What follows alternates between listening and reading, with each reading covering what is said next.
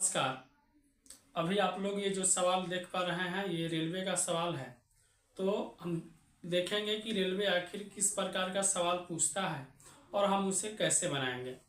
Question आपके सामने ये दिख रहा होगा कि दिया है 6 प्लस में 2√3 इंटू दिया है 6 माइनस 2√3 का धनात्मक वर्गमूल क्या है।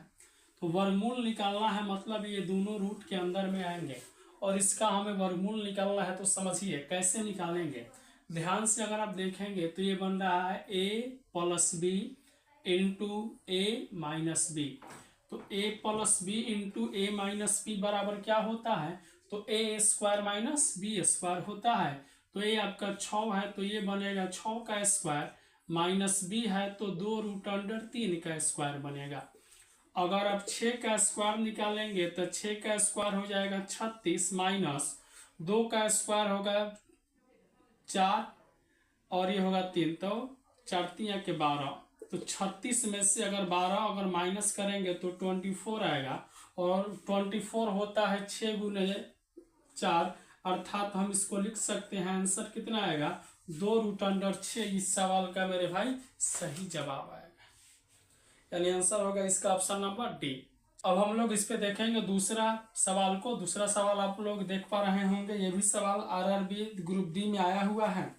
दिया है कि 34 का स्क्वायर माइनस में 16 का स्क्वायर का धनात्मक वर्गमूल क्या है, यानी अगर हम इसका रूट निकालेंगे तो क्या निकल के आएगा। तो ये भी देखिए बन गया ए स्क्वायर माइनस बन रहा है बी स्क्वायर। तो हम इसको बना सकते हैं। देखिए ए स्क्वायर माइनस बी स्क्वायर बराबर होता है ए प्लस बी और इंटू करते हैं ए माइनस बी, यानी एक बार जोड़ देंगे और एक बार घटा देंगे। तो अगर एक बार हम इसको जोड़ेंगे तो 34 और 16 आपका हो जाएगा 50 इंटू ए माइनस बी। तो जब एक बार इसको घटाएंगे तो 34 में से 16 गया 18, तो 50 गुने 18 का अर्थ हो जाएगा 900 और 900 का रूट निकल के आएगा कितना जी 30, यानी इसका आंसर होगा ऑप्शन नंबर डी। देखेंगे सवाल नंबर तीसरे को। सवाल नंबर तीसरा आप लोग देख पा रहे होंगे कि निम्नलिखित समीकरण को हल करें और दिया हुआ है √544 का स्क्वायर माइनस में दिया हुआ है 256 का स्क्वायर। तो आप देखेंगे तो ये सेम सवाल उसी के जैसा बन गया। ये बन गया ए स्क्वायर माइनस क्या है बी स्क्वायर। तो A square minus B square बराबर ए प्लस बी इंटू होता है ए माइनस बी, यानी हम एक बार इन दोनों को लेकर के जोड़ेंगे तो 6 4 10, 5 4 9 1 10, 5 2 7 1 800 गुने एक बार घटाएंगे 14 में से 6 गया 8 और यहाँ पर बचा 13 में से 5 गया 8, 4 में से 2 गया 2, यानी ये बन गया 288। तो हम इसको ब्रेक अगर करेंगे तो 800 को लिख सकते हैं 100 गुने 8 गुने, इसको लिख सकते हैं 288 हो जाएगा 2 गुने 144।